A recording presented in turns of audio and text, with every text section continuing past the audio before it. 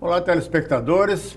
O programa Ecologia em Ação, com um participante hoje, engenheiro agrônomo da Associação dos Engenheiros Agrônomos de Joinville, da Babitonga, é o Fábio Elink, que vai falar um pouco conosco sobre aquele acidente que aconteceu na semana passada na região de Garuva, lá no Rio São João.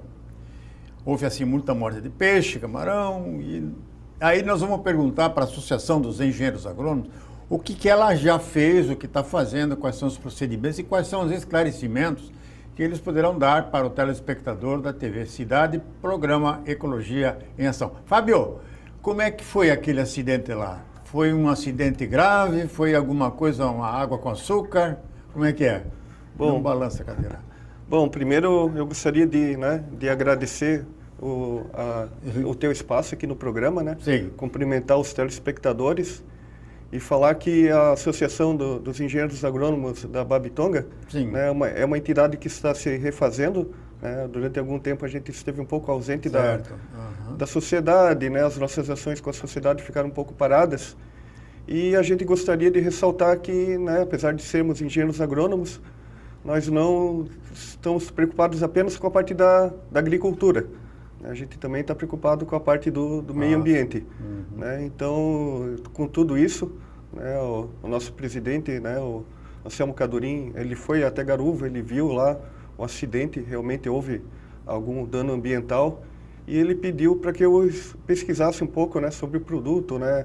Eu também sou técnico em química industrial, ele acabou pedindo para falar sobre o produto. Na verdade, até houve uma certa mortandade de peixes, né? Alguns animais terrestres, né? Como capivaras. Uma parte da vegetação também foi atingida, uma parte da vegetação secou, né?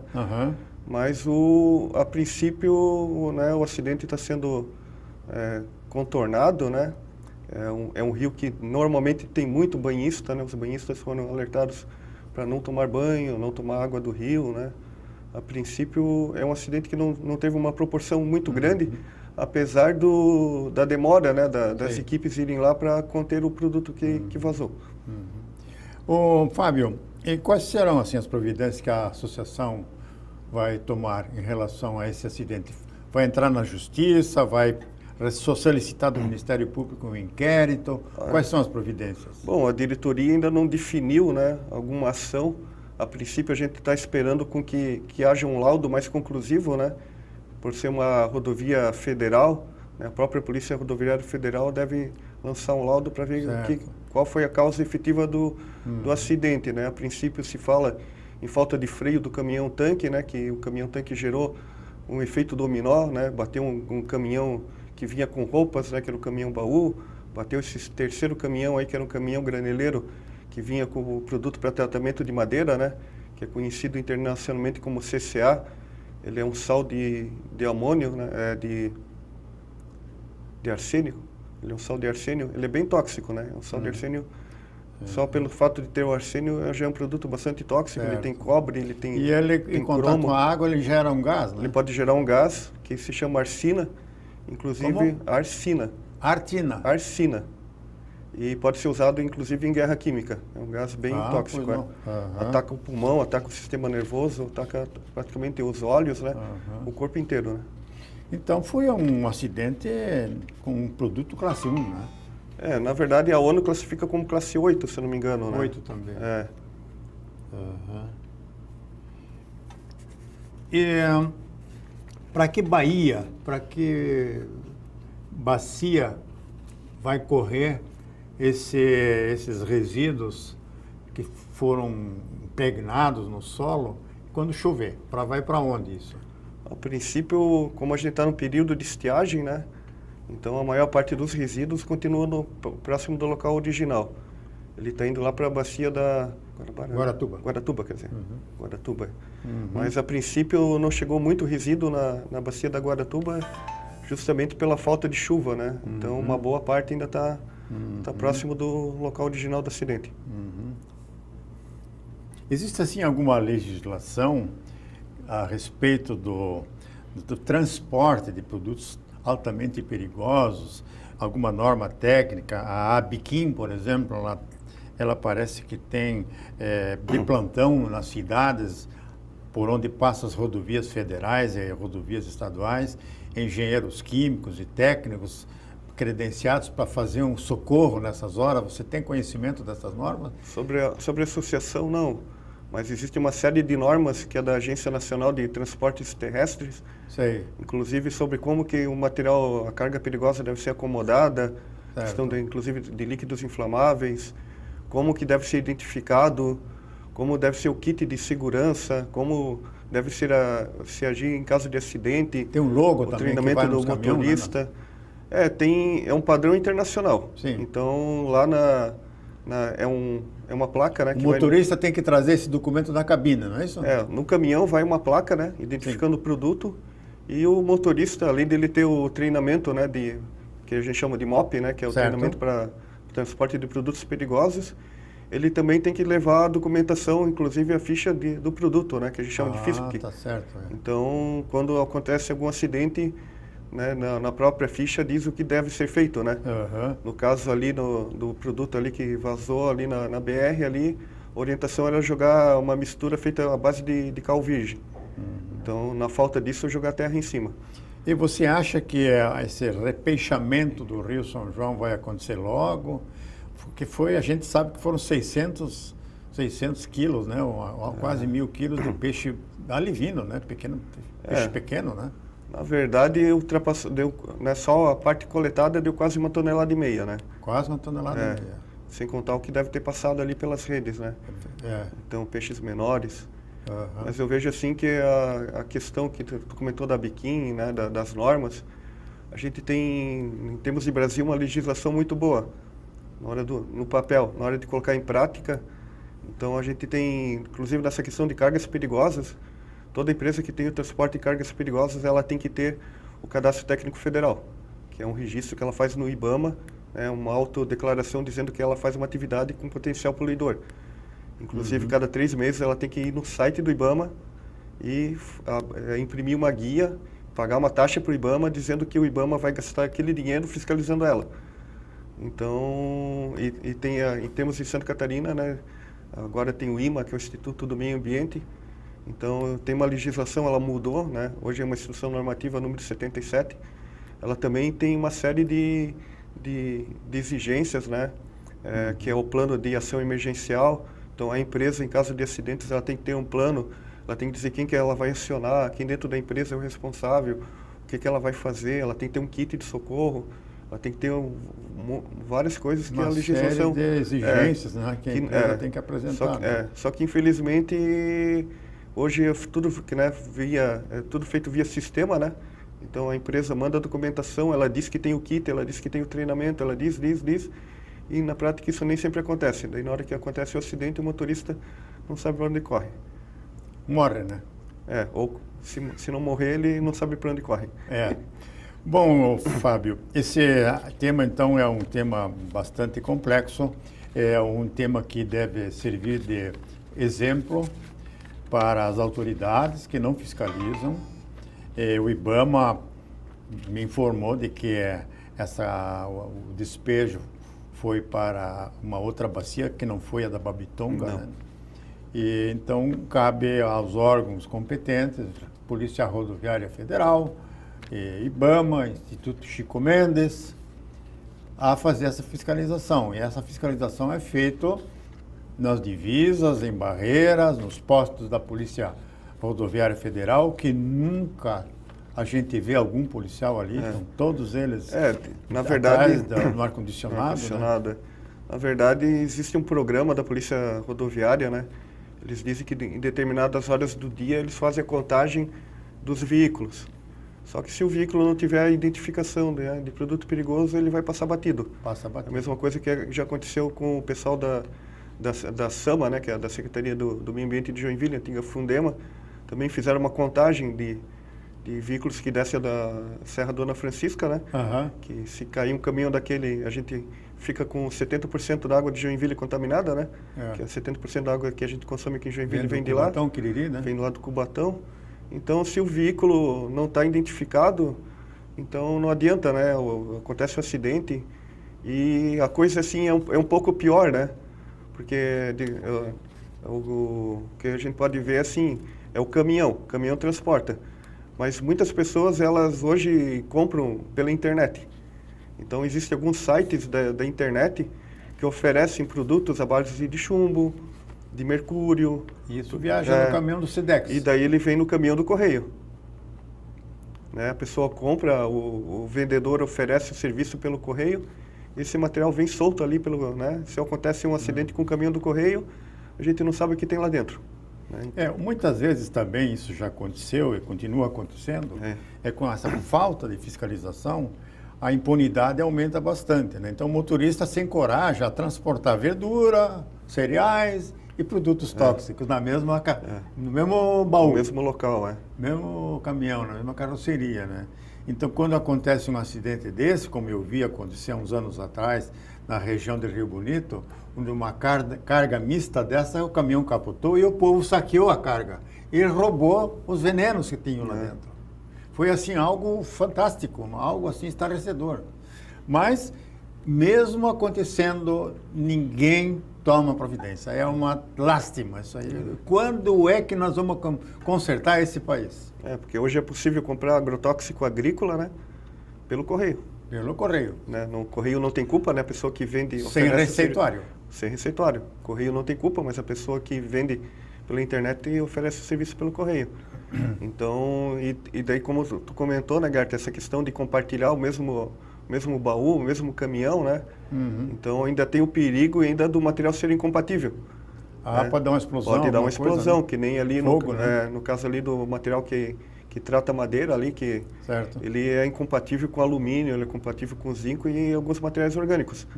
Então ele poderia ali vazar ali dentro, pegar algum material desse, né? E também causar uma explosão. É como aconteceu em São Francisco, aquele produto lá que... Foi o adubo ali, né? O adubo, ele só com a faísca da retroescavadeira gerou toda aquela combustão. Então... Pois Fábio, nós vamos então encerrando esse primeiro bloco, mas nós vamos retornar com o receituário agronômico no segundo bloco. Telespectador, aguenta aí que nós já vamos voltar com Ecologia em Ação.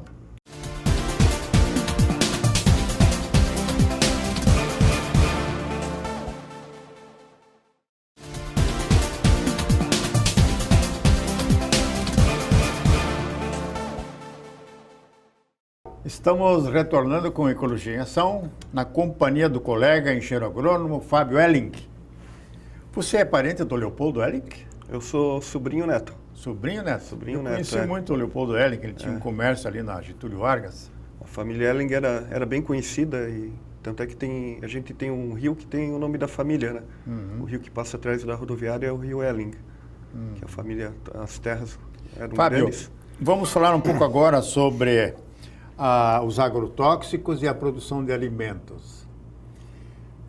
Como é que está essa situação no Brasil? Parece que é um dos grandes consumidores mundiais de venenos, né? Hoje a gente tem esse título aí, que é um título muito ruim, né? Nós somos o maior consumidor aí vamos falar de veneno ou agrotóxico, né? Do mundo. Então, na verdade, a gente usa a palavra agrotóxico para tudo que é veneno, né? Porque ele tem o que tem características de agrotóxico, né? Ele muda a fauna, muda a flora.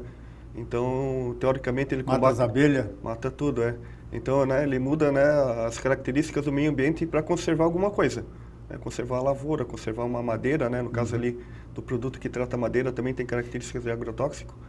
Então, o Brasil tem uma legislação que remete ao final da década de 90, né?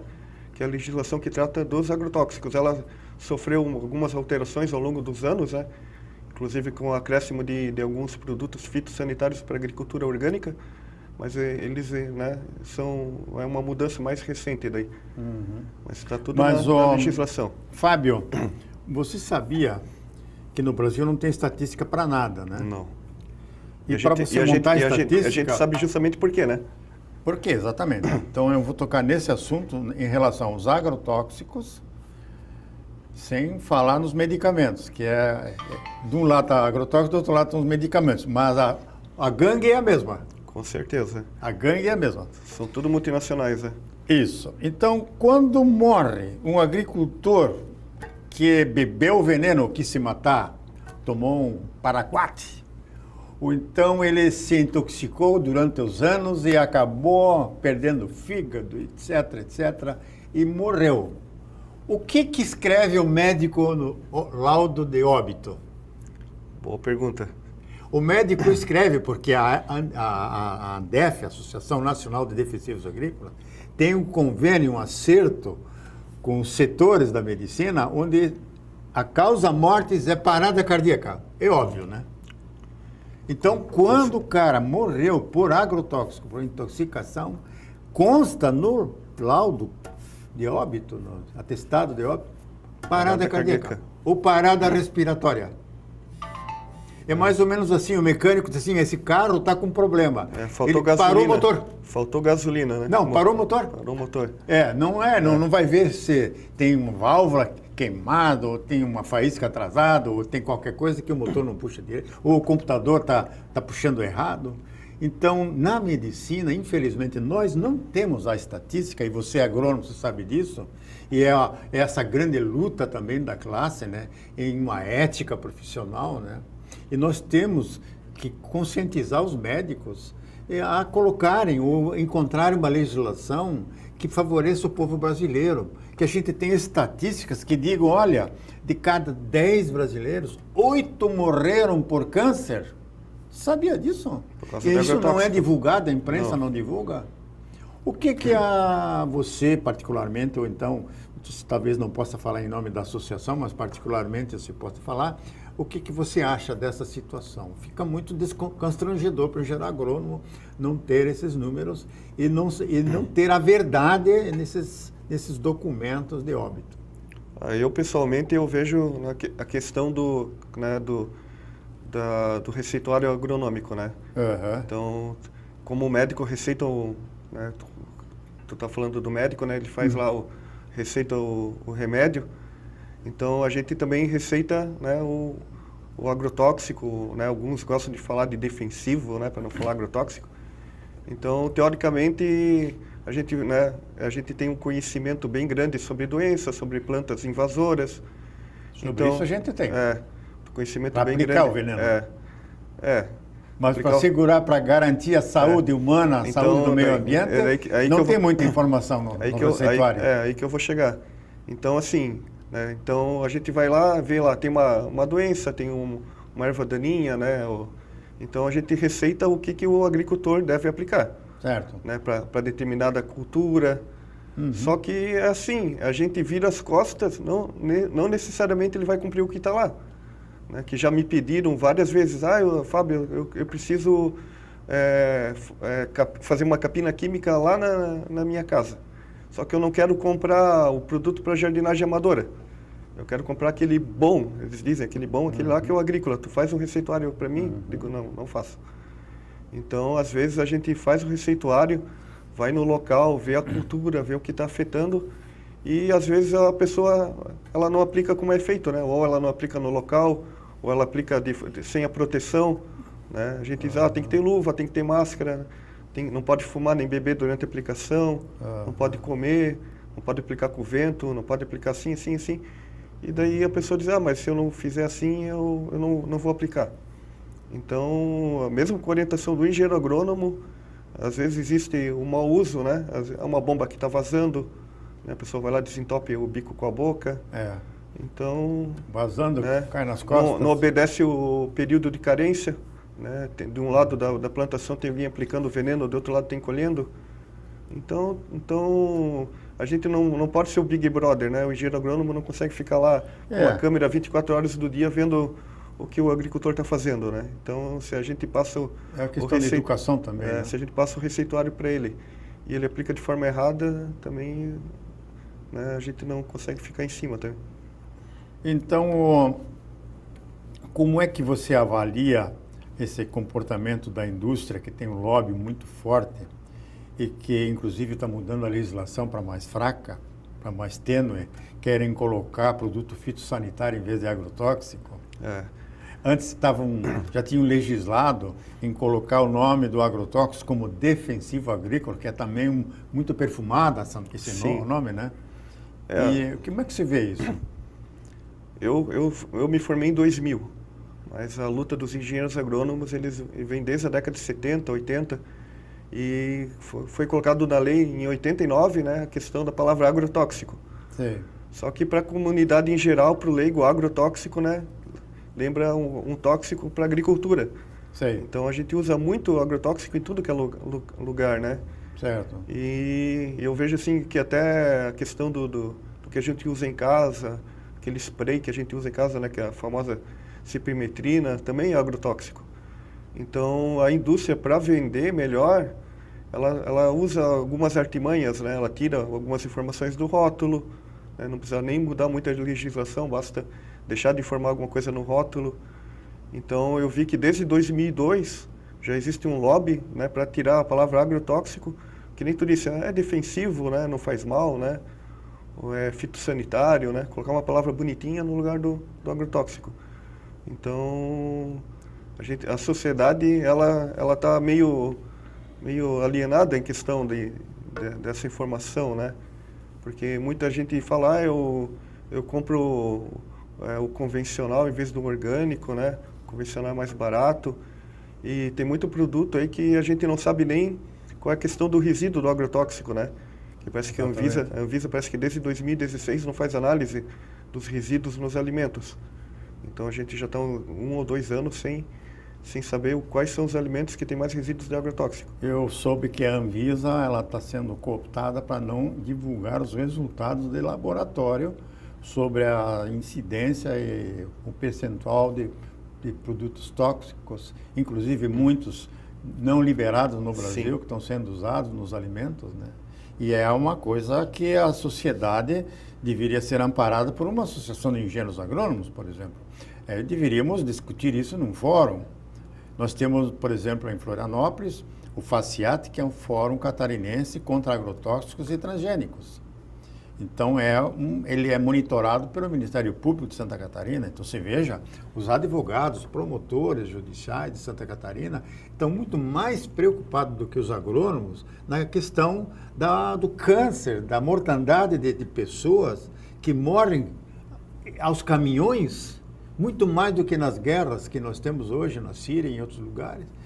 Mas tudo isso acobertado por atestados de óbito mentirosos, falsos. Então, eu acho que a sociedade de engenheiros agrônomos, dos técnicos agrícolas, inclusive, médicos veterinários, biólogos, engenheiros ambientais, engenheiros florestais, deveriam realmente olhar para a sociedade. Porque o nosso diploma ele foi entregue para nós beneficiarmos a sociedade, não lucrarmos com a venda de agrotóxicos, não acha também? Não, com certeza, né? Ainda mais quem estudou em Universidade Federal, né? A gente estudou com o dinheiro do povo, né? Mas eu acho, assim, que o problema que a gente tem, né, na questão aí que tu falou de resultados que não são publicados, né? Que feita a pesquisa e essa não vem ao público, é porque a gente realmente está, né, com uma carga de veneno bem grande em cima dos nossos alimentos aí. E também tem uma questão que não é nem de aplicação, né? Como a gente tinha acabado de falar aí, a questão do produto aí que é de tratamento de madeira, que é a base de arsênio. Sim. Então, a gente tem uma preocupação, quer dizer, pelo menos no meu ponto de vista, né? Então, alguns solos onde são cultivados, eles já têm arsênio. Então, o arroz que a gente come hoje em dia, ele já tem uma quantidade bastante grande de arsênio. E ainda mais em um agrotóxico arsênico, maximiza isso. Na verdade, ele já está no solo. A planta absorve o arsênio no lugar de um nutriente que é o fósforo. A planta não consegue reconhecer o que é fósforo e o que é arsênio. Então, eu já vi amostra de resto de refeitório, né? A pessoa se alimenta, ela joga aquele material ali no lixo, né? E a empresa mandou fazer uma análise daquele material como se fosse resíduo. Então, deu que era resíduo classe 1. Não servia nem para adubo. Por quê? Porque tinha arsênio. E tinha uma quantidade muito grande de arroz no meio daquela comida. Então, a gente, mesmo sem aplicar agrotóxico, hoje em dia, a gente está se contaminando. Fábio, o assunto é empolgante, é muito bom. Acho que a gente tem que voltar mais vezes aqui tratar desse tema no programa. Mas o nosso tempo acabou. Eu quero agradecer bastante a Associação dos Engenheiros Agrônomos Babitonga, pela tua presença aqui, ter emprestado você para o nosso programa. Certo. E vamos valorizar, sim, o ser humano. Vamos pensar no ser humano e não no veneno que ele come, nos alimentos, que ele quer comprar muitas vezes grande, bonito, rosado, brilhante, por dentro cheio de veneno. Muito obrigado pela presença. Até o próximo programa Ecologia em Ação.